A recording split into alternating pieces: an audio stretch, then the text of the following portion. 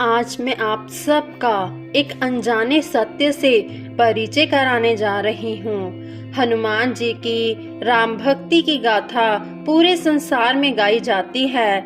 लक्ष्मण जी की भक्ति भी अटूट थी। लक्ष्मण जी की कथा के बिना श्री राम कथा पूर्ण नहीं है।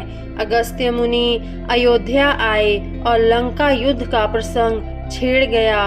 भगवान श्री राम ने बताया कि उन्होंने कैसे रावण और कुंभकर्ण जैसे प्रचंड वीरों का वध किया और लक्ष्मण ने भी इंद्रजीत और अतिकय जैसे शक्तिशाली असुरों का वध किया। अगस्त्य मुनि बोले, श्री राम, बेशक रावण और कुंभकर्ण प्रचंड वीर थे, लेकिन सबसे बड़ा वीर तो मेघनाथ ही था। उसने अंतरिक्ष में स्थित होकर इंद्र से युद्ध किया था और बांधकर लंका ले आया था। ब्रह्मा ने इंद्रजीत से दान के रूप में इंद्र को मांगा, तब इंद्र मुक्त हुए थे। लक्ष्मण ने उसका वध किया, इसलिए वे सबसे बड़ा योद्धा हुआ। श्री राम, बेशक रावण और कुंभकर्ण प्रचंड वीर थे, लेकिन सबसे बड़ा वीर तो मेघनाथ ही था। उसने अंतरिक्ष में स्थित होकर इंद्र से युद्ध किया था और बांधकर लंका ले आया था। ब्रह्मा ने इंद्रजीत से दान के रूप में इंद्र को मांगा, तब इंद्र मुक्त हुए थे। लक्ष्मण ने उसका वध किया, इसलिए वे सबसे बड़ा योद्धा हुए ना। श्री राम को आश्चर्य हुआ, लेकिन भाई की वीरता की प्रशंसा से वह खुश थे। फिर भी उनके मन में जिज्ञासा पैदा हुई कि आखिर अगस्त्य मुनि ऐसा क्यों कह रहे हैं कि इंद्रजीत का वध रावण से ज्यादा मुश्किल था। अगस्त्य मुनि ने कहा, प्रभु, इंद्रजीत को वरदान था कि उसका वध वही कर सकता था जो 14 वर्ष तक ना सोया हो, जिसने 14 साल तक किसी स्त्री का मुख ना देखा हो और 14 साल तक भोजन ना किया हो। श्री राम बोले, परंतु मैं वनवास काल में 14 वर्षों तक नियमित रूप से लक्ष्मण के हिस्से का फल फूल देता रहा। मैं सीता के साथ एक कुटी में रहता था, बगल की कुटिया में लक्ष्मण थे। फिर सीता का मुख भी न देखा हो और 14 वर्षों तक सोया न हो, ऐसा कैसे संभव है। अगस्त्य मुनि सारी बात समझकर मुस्कुराए। प्रभु से कुछ छुपा है भला? दरअसल सभी लोग सिर्फ श्री राम का गुणगान करते थे, लेकिन प्रभु चाहते थे कि लक्ष्मण के तप और वीरता की चर्चा भी अयोध्या के घर घर में हो। अगस्त्य मुनि ने कहा, क्यों ना लक्ष्मण जी से पूछा जाए। लक्ष्मण जी आए। प्रभु ने कहा कि आपसे जो पूछा जाए उसे सच सच बताइएगा।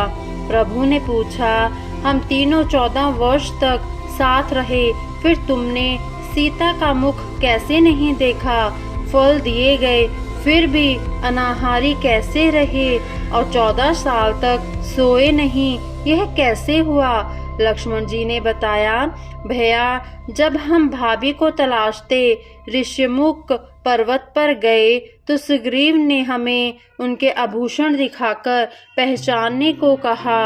आपको याद होगा कि मैं तो सिवाय उनके पैरों के नुपुर के कोई आभूषण नहीं पहचान पाया था, क्योंकि मैंने कभी भी उनके चरणों के ऊपर देखा ही नहीं। 14 वर्ष नहीं सोने के बारे में सुनिए। आप और माता एक कुटिया में सोते थे। मैं रात भर बाहर धनुष पर बाण चढ़ाए पहरेदारी में खड़ा रहता था।